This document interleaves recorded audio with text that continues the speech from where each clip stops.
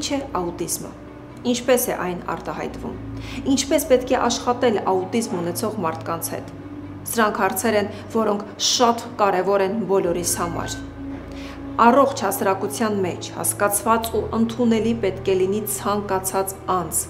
Չափազանց կարևոր է աջակցել այն մարդկանց, ովքեր ունեն հաղորդակցման դժվարություններ։ Աուտիզմն ունի լայն սպեկտր։ Այն կարող է տարբեր մարդկանց վրա ներգործել տարբեր կերպերով ու տարբեր ծանրության մակարդակներով։ Հիմնական առանձնահատկությունն այն է, որ աուտիզմ ունեցող մարդիկ ունեն դժվարություն սոցիալական փոխհարաբերություններում ու հաղորդակցման մեջ։ Նրանք ունեն նաև անսովոր զգայունություն։ Հաճախ ավելի սուր են ընկալում հնչյունները, լույսերը, հոտերն ու հպումները։ Նրանցից ոմանց համար մի փոքրիկ շշուկն անգամ կարող է շատ բարձր ու անտանելի թվալ։ Այս ամենի հետ մեկտեղ շատ կարևոր է հասկանալ ու գիտակցել, որ աուտիզմը հիվանդություն չէ, այլ ուղեղի աշխատանքի յուրահատուկ ձև։ Ուստի մասնագետներից շատերի նպատակը ոչ թե նրանց բուժելն է, այլ հարմար միջավայր ապահովելը, որտեղ այդ մարդիկ կարող են իրենց լիարժեք դրսևորել։ Մանկական աուտիզմը նյարդաբանական զարգացման խանգարում է, որը ազդում է ուղեղի բնականon աշխատանքի վրա,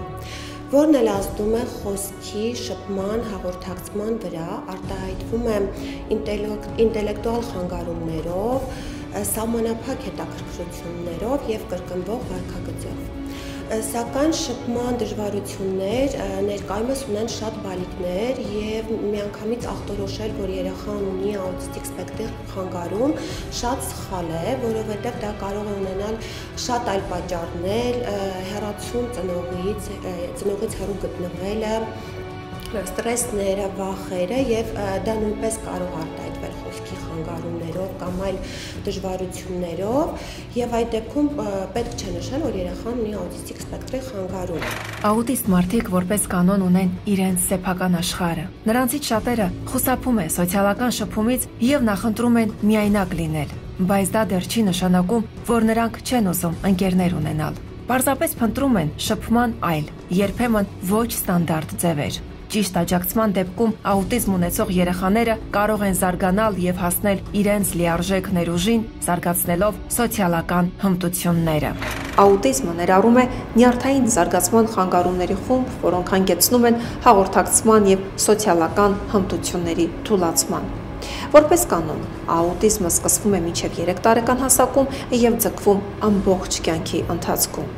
Սակայն մասնագիտական վաղ միջամտությունը կարող է ապահովել լիակատար առաջխաղացում։ Ես ուզում եմ մեր ծնողներին ասել, որ նախ չեմ ուզում իրենք պարփակվեն եւ դա որպես դատավճիռ ընդունեն, ամենաառաջինը։ Թող վստահ լինեն, որ իրենց բալիկները իրենց յուրահատկությամբ եւ ամեն ինչիով հանդերձ իրենք սիրված են, համենայն դեպս հասարակության մի ստվար զանգված այդ ծնողների կողքին է ու հստակ գիտակցում է, որ այս կարգի մարդկանց մենակ թողնել չի կարելի։ Մենք բոլոր մասնագետներս, այսպես ասեմ, այն մասնագետը, որ աշխատում է երեխայի հետ համբերատարությամբ, սիրով, հոգատարությամբ, այդ մասնագետը միանշանակ հաղթող է։ Եվ երեխայի մոտ կարելի է հրաշալի տվյալ վիճակից, այսպես ասեմ, հրաշալի բարելավում ստանալ եւ հաղթահարել։ Աուտիզմը հաճախ առաջացնում է հիպերֆոկուս, այսինքն շատ աուտիստ մարդիկ կարող են խորապես կենտրոնանալ իրենց հետաքրքրող թեմայի վրա, անտեսելով շրջակա միջավայրը։ Նրանք կարող են ժամեր շարունակ ուսումնասիրել աստղագիտություն, պատմություն կամ զբաղվել որևէ հոբբիով, առանց հոգնելու։ Նրանք չափազանց անկեղծ ու ազնիվ են, որովհետև չեն կիրառում ընդունված կարծրատիպերն ու ճերմակ ստերը, ուղիղ ասելով այն ամենն, ինչ մտածում են, առանց ավելորդ փաթեթավորումների։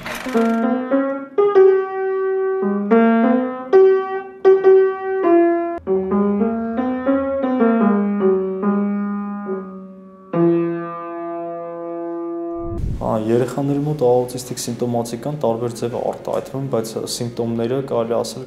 օրինաչափություններով հասկանալ, որ դա աուտիստիկ սիմպտոմատիկաներ է։ Այսինքն երեխան սկսում է առարկաները թափահարել,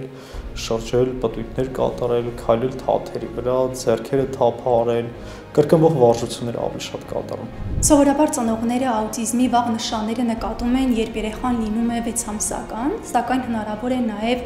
ավելի վաղ նկատել, օրինակ երբ երեխան լինում է 3 ամսական։ Իհարկե երեխաները իրենց զարգացման տեմպով շատ տարբեր են, բայց կան որոշ նշաններ, որոնց ճանաչումը շատ կարող է օգնել ծնողներին հասկանալ, թե ինչի հետ գործ ունեն։ Օրինակ մինչև 3 ամսականը շատ կարևոր է ուշադրություն դարձնել, թե երեխան ինչպես է հաղորդակցվում, ինչպես է արձագանքում արտաքին աշխարհին, որովհետև երեխայի ձայնը կրում է սոցիալական բնույթ եւ կարծես թե երեխան իր ձայնով, իր գղգղանքով եւ թոթովանքով հաղորդակցվում է արտաքին աշխարհի հետ։ Եվ երբ օրինակ երեխայի ձայնային արտահայտությունները լինում են շատ սահմանափակ, կամ օրինակ երեխան աչքերով չի հետևում շարժվող օբյեկտին, կամ օրինակ դիմախաղը շատ пассив է լինում եւ հաճախ նաեւ դժվարություն է ունենում ճանաչել անծանոթ կամ, չգիտեմ, ծանոթ դեմքերը, մտապահել դրանք, սրանք արդեն ծնողին կարող են հուշել, որ երեխայի մոտ կա ինչ-որ առանձնահատկություն։ Որոշ աուտիստ մարդիկ ունեն սինեսթեզիա, այսինքն նրանք կարող են տեսնել հնչյունները, զգալ համը գույներով կամ թվերը պատկերացնել որպես տարածական կառուցվածքներ։ Սա նրանց աշխարհընկալումն էլ ավելի յուրահատուկ է դարձնում եւ այս գործոնն օգնում է նրանց որոշակի ոլորտներում հասնել մինչեւ գյուտարարի մակարդակի։ Այն երեխաները աուտիզմով, ովքեր գտնվում են թեթև վիճակում, մենք ունենք թեթև, միջին եւ ծանր, բարդ։ Թեթև վիճակում այն երեխաները նրանք ավելի հաղորդակցվող են, իրancs հետ կոմունիկացիան ավելի հեշտ է կառուցվում եւ ընկալումը երեխայի ավելի լավն է լինում, երեխաները ավելի արագ են սովորում եւ ունենք շատ երեխաներ, ովքեր ընդհանուր նաեւ էսպանին սովորում են Հայաստանում տարբեր ինստիտուտներում եւ բավականին լավ ուսումնական process են անցկացնում եւ շարունակում են իրancs կրթական եւ աշխատանքային process-ը։ Իհարկե ծնողներին մեջ շնորհակալություն, իրանք բավականին օժանդակում են եւ ունենք երեխաներ, ովքեր էսպայն սպորտով են զբաղվում եւ ունեն սպորտային հաջողություններ։ Ծնողը երբ դիմել էր ախտորոշման համար, ծնողին ասել էին, որ նա երբեք չի կարող լինել հասարակության լիիրավ անդամ եւ կարծում եմ, որ այդ երեխայի մոտ ոչ մի դինամիկա չի գրանցվի։ Ծնողը չի հանձնվել, չի ընդունել մասնագետի խոսքերը լուրջ եւ զբաղվել է իր երեխայով։ Ճիշտ թերապիաների, ժամանակին ճիշտ աշխատանքի եւ ծնողի հետևականության շնորհիվ այդ երեխան այժմ սովորում է ամերիկյան համալսարանում։ Այս առանձնահատուկ մարդիկ ունեն ընդգծված կարողություններ, որոնք կոչվում են սավանտային հատկություններ։ Նրանք կարող են ունենալ բացառիկ հիշողություն ու արագ հաշվարկելու ունակություն։ Կարող են բառացիորեն հիշել ամբողջական երկխոսություններ կամ երաժշտական ստեղծագործություններ, լսելով դրանք ընդամենը մեկ անգամ։ Աուտիստիկ մտածողությունը կարող է հանգեցնել նոր արարական գաղափարների։ Նրանք հաճախ են աշխարհը տեսնում այլ կերպ, ուստի առաջարկում են այնպիսի նոր լուծումներ, որոնք շատ շատերն այդպես էլ կարող են չնկատել։ Այնպես որ աուտիզմը ոչ ոքի չի կարող խանգարել երջանիկ կյանք ունենալ ու չնայած սոցիալական բազում մարտահրավերներին, նրանք իզորո են գտնել իրենց տեղը, ունենալ հաջող կարիերա եւ ապրել լիարժեք։ Բարև ձեզ, ես Ամլետ Փիթոյանն եմ, ես ծնվել եմ նոյեմբերի 25-ին 2009 թվականին Երևանում։ 4 տարի զբաղվում եմ կարատեով, 3 տարի զբաղվում եմ թատերական խմբակով։ Քաժնազարու հյուրը, առաջին հյուրը մեծապատիվ մուրացկաններ դասատույթերում եւ Չարիֆ եւ մկների ժողովում ասում է սովեր մկստան կապի ձերքից տքստան։ Շատ լավ, կարատեում ի՞նչ ձեռքբերումներ ունես։ Մի քանի դիպլոմներ եւ մի հատ մեդալ։ Ես դպրոցում սովորում եմ հարավածային, ռուսաց լեզու, անգլերեն, գրականություն, աշխարհագրություն, հանրահաշիվ, երկրաչափություն, նախնական զինվորական պատրաստություն, հայոց պատմություն։ Ես սովորում եմ Երևան տարածաշրջանային պետական քոլեջում, սովորում եմ սխորական բաժնում առաջին կուրս։ Աշխարհը եւ Հայաստանը աշխարհագրական ատլաս։ Դե պատմի։ Կարմիր, կապույտ, ծիրանագույն։ Իսկ Ռուսաստանի դրոշի գույները կասես։ Սպիտակ, կապույտ, կարմիր։ Կասես Ֆրանսիայի մայրաքաղաքը։ Փարիզ։ Իսկ Բրազիլիայի մայրաքաղաքը։ Բրազիլիա։ Իսկ Անգլիայի մայրաքաղաքը։ Լոնդոն։ Իսկ Ռուսաստանի մայրաքաղաքը։ Մոսկվա։ Իսկ Վրաստանի մայրաքաղաքը։ Թիֆլիս։ Հիվանդությունների կանխարգելման եւ վերահսկման կենտրոնի տվյալների համաձայն աուտիզմի սպեկտրի խանգարումները 4 անգամ ավելի հաճախ են հանդիպում տղաների մոտ, քան աղջիկների։ Ուսումնասիրությունները ցույց են տվել, որ Ամերիկայի Միացյալ Նահանգներում 44 երեխայից մեկն ունի աուտիզմ։ Ներկայումս աուտիստիկ սպեկտրի խանգարումը հետզհետե գնալով շատանում է եւ եթե նայենք 2020 թվականի վիճակագրությունը 44 երեխայից մեկը ախտորոշվում էր աուտիստիկ սպեկտրի խանգարումով։ Իսկ եթե նայում ենք 2023 թվականի վիճակագրական տվյալները, արդեն 36 երեխայից մեկը ունի աուտիզմ։ 45 մեծահասակից մեկն ունի աուտիզմ։ 100 տղայից 4-ը ունի աուտիզմ եւ 100 աղջկանից մեկը ունի աուտիզմ։ Դա նշանակում է, որ տղաների մոտ 4 անգամ ավել է գրանցվում, քան աղջիկների։ Ունենալով նուրբ ու զգայուն հոգի, աուտիզմ ունեցող մարդիկ ունենում են ուշադրության դեֆիցիտի կամ գերակտիվության համախտանիշ։ Ուստի եւ նրանք հաճախ նախընտրում են սահմանափակ սոցիալական կապեր, բայց խոր եւ անկեղծ հարաբերություններ ունեն այն մարդկանց հետ, ովքեր ընդունում, հասկանում ու սիրում են իրենց։ Ես 6 տարեկան եմ, երբ որ եղբայրս ծնվեց, ու մոտ 2 տարեկան էր, երբ մենք արդեն իմացանք, որ ունի աուտիզմ։ Այդ օրվանից հետո ծնողները սկսեցին ավելի ուշադրություն դարձնել Նարեկին, փորձեցին ծանոթանալ նախընտրին, որովհետև գաղափար չունենք դա ինչ է, ու մեզ ոչ ոք չկար, որ տեղեկացներ դրա մասին։ Նախ մանկապարտեզ իրեն չէին ընդունում, ասում էին, որ վարքը տարբերվում է մյուս երեխաներից ու դժվար են իրեն այնտեղ պահում։ Ստիպված մանկապարտեզ չտարանք, հետո տանում ենք զարգացման կենտրոններ, բայց լինում էր դեպքեր, որ այնտեղից գալիս մեզ ասում են, որ շուտ վերցնենք իրան, որովհետև վարքը չեն կարողանում կառավարեն։ Այդպես մենք որոշեցինք, որ պետք է հիմնադրենք մեր կենտրոնը ու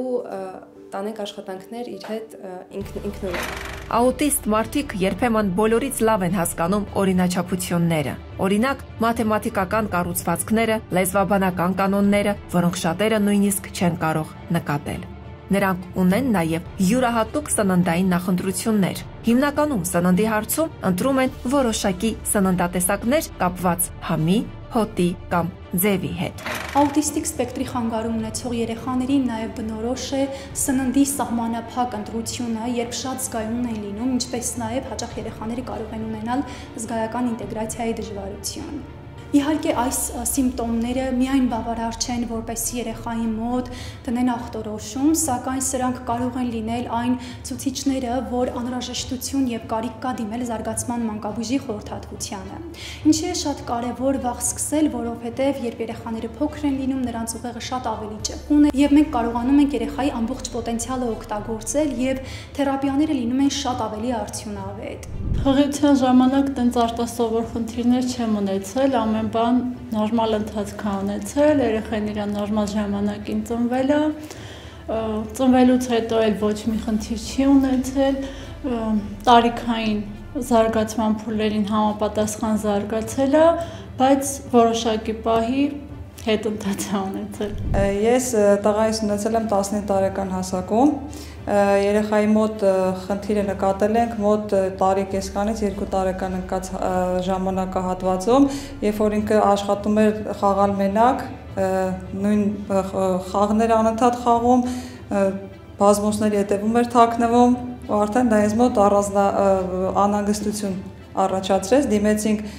մանկաբույժին, ինքը մեզ ուղարկեց նյարդաբանի մոտ, այնտեղ նյարդաբանը սկզբնական շրջանում ասաց, որ ուղղակի խոսքի հապաղում է, մենք սկսեցինք լոգոպեդի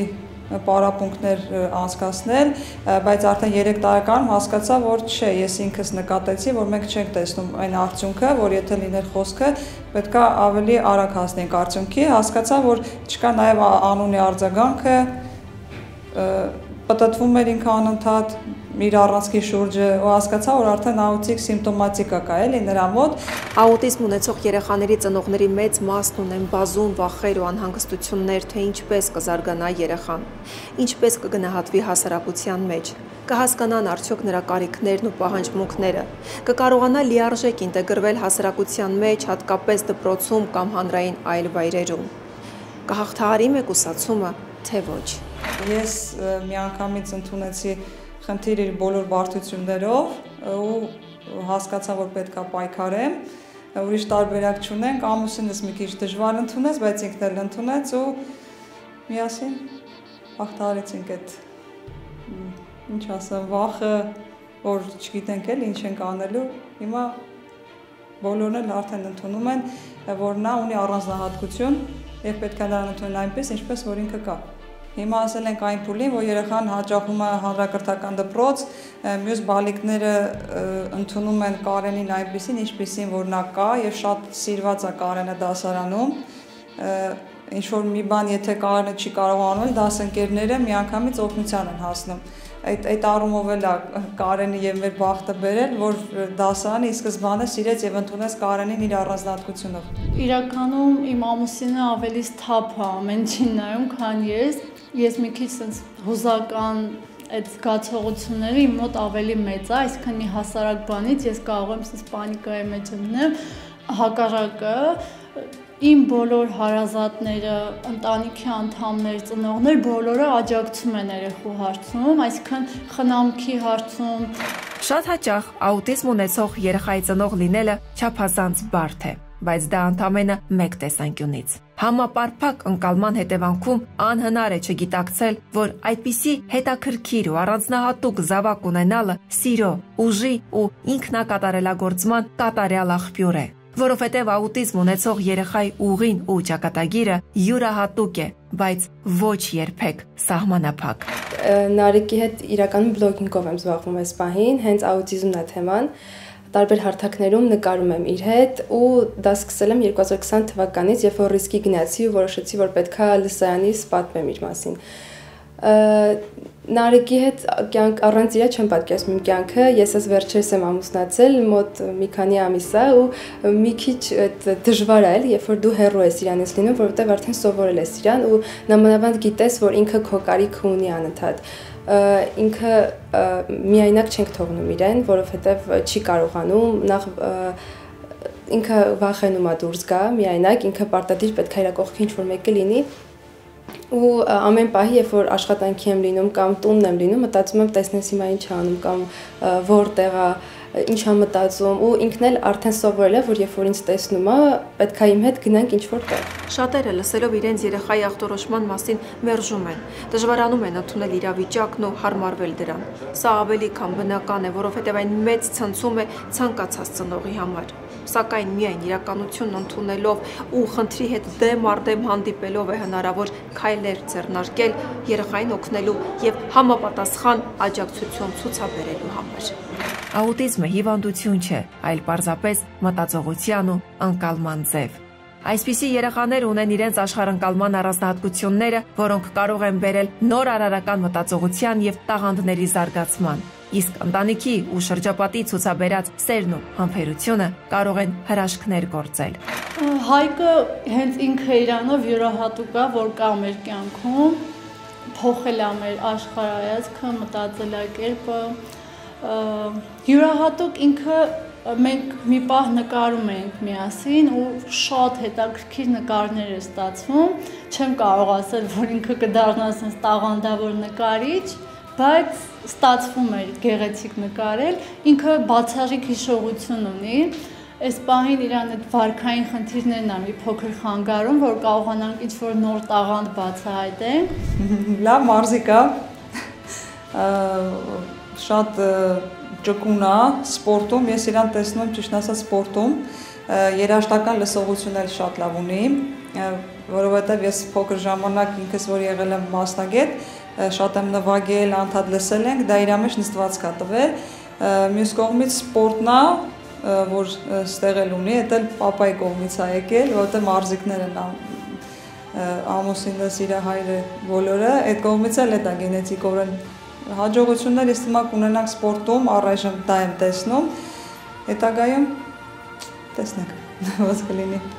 Որոնք են աուտիզմի առաջացման պատճառները։ Այս հարցի պատասխանը դեռ ոչ ոք համապարփակ կերպով չի տվել։ Տարբեր հեղինակներ, տարբեր ժամանակաշրջանում բերել են տարբեր վարկածներ,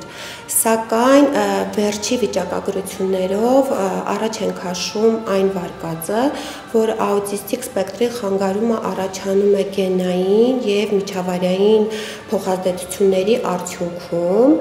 եւ եթե չեմ սխալվում, խոսքը գնում է 26 գենի մասին,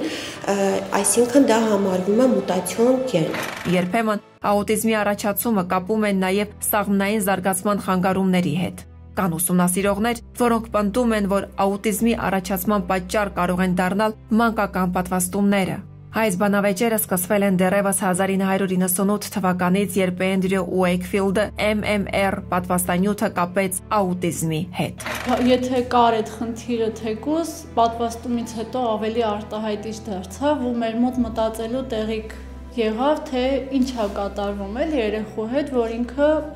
անունը կոնկրետ չեմ հիշում, 1.5 տարեկանից հետո որ կատարվում է այդ պատվաստումը, դրանից հետո երեխան մի քիչ փոխվեց, ավելի թույլ էր, ինքը չէր նայում, մենք չգիտեինք, էլի մտածում էինք ինչ-որ ցավ ունի, բայց հետո արդեն իր այդ վարքը ավելի ամրապնդվեց։ Տարել ենք պատվաստման, 1.5 տարեկանի պատվաստում եւ դրանից հետո նկատեցի։ 2 տարեկանում արդեն ես զգացի, որ ինքը չի զարգանում, ինքը արդեն մյուս երեխեքից հետ ամնում։ Ես տենց նկատեցի։ Իմ սուբյեկտիվ կարծիքը որպես այդպեսին առաջինը հենց ես ուզում եմ կապել հուզական կապը ծնողի հետ։ Ամենաառաջին գերխնդիրը մտածում եմ, որ դա հուզական կապի հետ է, որ այդ հուզական կապը երեխայի մոտ պետք է լինի հենց առաջի օրվանից, ծնող-երեխա հարաբերությունը։ Ինչպես մենք գիտենք, օրորոցը երեխայի առաջին ինստիտուտն է, եւ ես ուզում եմ, որ մեր ծնողները անպայման այդ ինստիտուտը իրենց երեխայի հետ անցնեն, հաղթահարեն բոլոր դժվարությունները։ Երկրորդը կապում եմ տեխնոլոգիաների հետ, գադջետների հետ, հեռախոսների հետ, էկրանների հետ, որովհետև երեխային արդեն համակարգը կայուն չի եւ պատրաստ չէ նման մարտահրավերների։ Ես իմ սեփական աուտիզմ ունեմ իմ ընտանիքում, իմ տղան 22 տարեկան եւ ես այդ հարցը փակել եմ իմ մեջ, որտեվ հասկացել եմ, որ այդ հարցը ինձ որևիցե միտեղ չի տանում, ինչու։ Այս ամբողջ կյանքս կարող փնտրեմ այդ հարցի պատասխանը ու չգտնեմ այդպես էլ, հա։ Իսկ ինչի փնտրենք մի բան, որը չենք գտնելու։ Ամենայն դեպս ես չունեմ իմ կարծիքը։ Եթե ես ասեմ որևիցե մի բան, հա, դա նշանակում է իմ երեխայի աուտիզմն էլ է կապված դրա հետ, բայց ես գիտեմ, որ խիստ տարբեր է էթիոլոգիան եւ յուրաքանչյուր դեպք ունի իր պատճառը։ Ես երբեք չեմ ասել ինչու նրա ընտանիքում չծնվեց, այլ իմ ընտանիքում, որովհետեւ ես կարողանում եմ ուղեկցել իրեն։ Ես պետք է այդ մարդուն, դրա համար ինքը իմն է իմ ընտանիքում ծնվել։ Աուտիզմի պատճառներից կարող են լինել նաև հղիության ընթացքում ունեցած վարակները կամ ալկոհոլի ու թմրանյութերի օգտագործումը։ Թեև աուտիզմի բուժումը մինչև վերջ հայտնի չէ, սակայն կան երեխաներ, որոնք հաղթահարում են այս խնդիրը։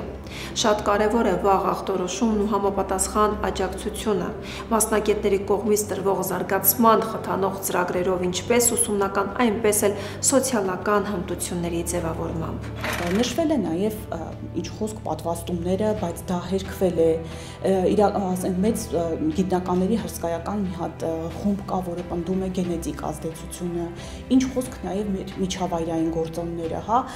սննդից սկսած, վերջացրած ամենահասարակ նույնիսկ կլիմայական փոփոխությունները եւ այլն։ Հաշվի առնենք նաև մեր այս ներկայիս ապրելու կենցաղի, այսպես ասեմ, եւ ընդհանրապես կյանքի ռիթմի փոփոխությունը, հա, ամեն եւ ինչու են հատկապես շատացել, հա, այսպես պիտի հաշվի առնենք նաև մի փաստ եւս իրազեկվածությունն է բարձրացել։ Այսինքն շատ ծնողներ արդեն վաղ տարիքում իրենք հայտնաբերում են այս խնդիրը, ախտորոշման գործիքները նույնպես մեծ զարգացում են ապրել, սրանք հնարավորություն են տալիս շատ վաղ ախտորոշել, հայտնաբերել այս խնդիրը եւ անցնել առաջ։ Օրինակ ես ունեմ ծանոթ, ով գիտակցաբար միտումնավոր ոչ մի պատվաստում չի տվել երեխային, մտածելով որ հենց պատվաստումից կարող է երեխայի մոտ առաջանա աուտիզմ կամ այլ խնդիր, հիմա երեխան 3-4 տարեկան է ու նոր արդեն իր մոտ ի հայտ են եկել ախտանշաններ, չի խոսում, չի շփվում, ինքնամփոփ է ու արդեն իր մոտ ոնց որ ախտորոշում են աուտիզմ, դեռ այդ ընթացքում է։ Ես էլ ճիշտն ասած մտածում եի որ 99%-ով պատվաստումներից է հենց առաջանում, բայց այդ մի դեպքը եւ նմանատիպ շատ դեպքեր կան, որ ապացուցեց, որ պատվաստումներն այդքան էլ պատճառ չեն, այլ կարող են խթան հանդիսանալ, որպեսզի դրսևորվի, բայց աուտիզմը ի ծնե է, երեխաները այդպես ծնվում են։ Աուտիզմով մարդիկ կարող են ունենալ մտավոր մեծ կարողություններ, հատկապես թվային եւ վիզուալ մտածողության մեջ։ Շատ հաճախ նրանք ունեն լավ հիշողություն, մասնավորապես թվերի, ամսաթվերի եւ հատուկ փաստերի նկատմամբ։ Որոշ երեխաներ կարող են հիանալի գլուխկոտրուկներ լուծել, մանրամասն հիշել եւ նույնիսկ նկատել մանրուքներ, որոնք հաճախ անտեսում են մյուսները։ Աուտիզմ ունեցող մարդիկ կարող են լինել մեծ մտածողներ եւ փիլիսոփաներ, որովհետեւ աուտիզմը չի նշանակում հույզերի բացակայություն։ Իրականում նրանք հաճախ զգում են ավելի խորը, քան մյուսները։ Պարզապես նրանց համար դժվար է արտահայտել հույզերը։ Շատ կարևորում եմ, որ ծնողները, հատկապես երբ որ արդեն ունեն ախտորոշված որոշակի փաստաթուղթ, ընտրեն իրենց բալիկի կոնկրետ իրենց բալիկի առանձնահատկությունների հետ կապված թերապիաների կուրս, այսինքն միաժամանակ չծանրաբեռնեն բալիկին հոգեբանի մոտ այցելությամբ, ավազաթերապիայով, չգիտեմ, լողի պարապմունքներով, հոգեբանի լոգոպեդի պարապմունքներով, երաշտաթերապիայով եւ այլնով։ Ես հասկանում եմ մեր այս բոլոր ծնողներին, որովհետեւ ուզում են բարկյան առաջ դուրս գալ, բայց ուզում եմ նաև ասել, որ մենք իրենց կողքին ենք, ոչ միտեղ չենք գնալու, վստահ թող իրենք հանգիստ լինեն, երբ որ ցավալի փաստ է, բայց երբ որ գալիս է այն փուլը, երբ որ արդեն ընդունում են, խնդիրը, եւ մարդը դատում է adekvat, ծնողը ավելի adekvat է դատում, ընդունում է երեխայի կարիքը, այդ կարիքին համապատասխան թերապիաներ գտնելը շատ ավելի արդյունավետ են լինում եւ այդ համակցված համապարփակ թերապիաների զուգորդումը շատ մեծ արդյունք է տալիս։ Աուտիզմով երեխաները հաճախ ունեն յուրահատուկ տեսողական մտածողություն, որը կարող է օգնել նրանց դառնալ մեծ դիզայներներ, նկարիչներ կամ ինժեներներ։ Տարբեր ոլորտներում, գրաֆիկ դիզայնից մինչև մեխանիկական նախագծեր, նրանք կարող են ստեղծել հիանալի եւ նորարարական լուծումներ։ Շատ աուտիզմ ունեցող մարդիկ կարող են ցուցադրել արտասովոր ընդունակություններ, սակայն սոցիալական հարաբերությունների եւ ենթագիտակցության հարցերում կարող են չունենալ զարգացած ունակություններ։ Սա ցույց է տալիս, որ մարդու իրական ունակություններն ու տաղանդները միշտ չէ, որ սերտ կապված են նրա սոցիալական հմտությունների հետ։ Աուտիզմով մարդիկ հաճախ ունենում են այսպես կոչվող նեղ մտքեր, մտածելով ավելի մանրամասն ու ստուգված։ Նրանք կարող են խորությամբ մտնել մեկ հարցի մեջ, ինչը նրանց դարձնում է բարձրագույն փորձագետներ որոշակի բնագավառներում, ինժեներությունից մինչև արվեստ։ Շատ կարևոր է, որպեսզի հանրությունը լինի շատ բաց, ընդունող եւ աջակցող, եւ խուսափեն քննադատական մոտեցումներից, կարծիքներից, ստերեոտիպերից եւ պիտակավորումներից, որովհետեւ մենք հաճախ տեսնում ենք, որ պիտակավորումները չափազանց շատ են լինում, ինչը եւ ծնողին է վնասում, եւ երեխային է վնասում, եւ կարծես մենք կորցնում ենք կրթության ներառականության գաղափարը։ Երբ մենք հասկանանք աուտիզմ ունեցող անձանց կարիքները, կարող ենք նրանց կյանքն ավելի հարմարավետ դարձնել։ Պարզապես պետք է ընդունել, որ նրանք մարդիկ են, որոնք ունեն իրենց սովորությունները, յուրահատուկ լեզուն ու ճանապարհը եւ ապրում են իրենց տարբերվող աշխարհում։ Էզոթերիկներից ոմանք պնդում են, որ աուտիզմ ունեցող մարդիկ նոր հազարամյակի բյուրեղյա հոգիներ են, որոնք ունեն հատուկ առաքելություն՝ փրկել աշխարհը կարծրատիպերից։ Շատերն են վստահ, որ հետաքրքիր, առանձնահատուկ մտածողությամբ ու սովորություններով այս մարդիկ նոր աշխարհին բնորոշ մարդիկ են եւ ծնվում են մեծ փոփոխությունների համար։ Ուստի շատ կարևոր է, որպեսզի նրանց վաղ տարիքում աջակցողները կենտրոնանան ոչ թե դժվարությունների ու թվացial խնդիրների, այլ հնարավորությունների վրա։ Եթե նայում ենք նախկինում, երեխաներին չէին տանում մասնագետների մոտ, երեխաներին փակում էին տանը, ոչ մեկ չէր տեսնում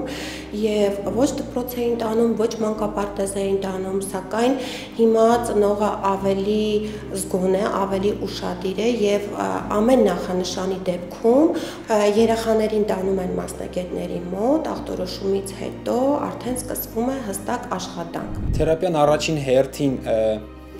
մարզիչ երեխա հարաբերություններին է ուղղված, մարզիչ երեխա, մասնագետ երեխա, որը ամենակարևոր բանն է, հենց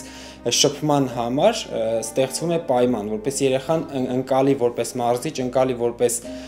ուսուցիչ ու այդ ուսուցչի խոսքից հրահանգից կախված լինի երեխան, դրանով արդեն իսկ բացվում է նրա շփման դաշտը այլ մարդկանց հանդեպ։ Աշխարհի շատ հայտնի մարդիկ ունեցել են աուտիզմի սպեկտրի խանգարում։ Օրինակ Մոցարտը, ով շատ զգայուն է եղել բարձր ձայների հանդեպ, ունեցել է խնդիրներ հաղորդակցության մեջ, բայց դա նրան չի խանգարել իր առաջին ստեղծագործությունը գրել 5 տարեկանում։ Ալբերտ Էյնշտեյնը, ով մինչև 5 տարեկան չի արտաբերել եւ ոչ մի բառ, Բիլ Գեյթսը, որին Ասպերգերի համախտանիշը չի խոչընդոտել դառնալ աշխարհի ամենահարուստ մարդկանցից մեկը, Լիոնել Մեսսին, ով ունեցել է աճի դեֆիցիտ, Վոդի Ալենը, ով ունի բազում ֆոբիաներ։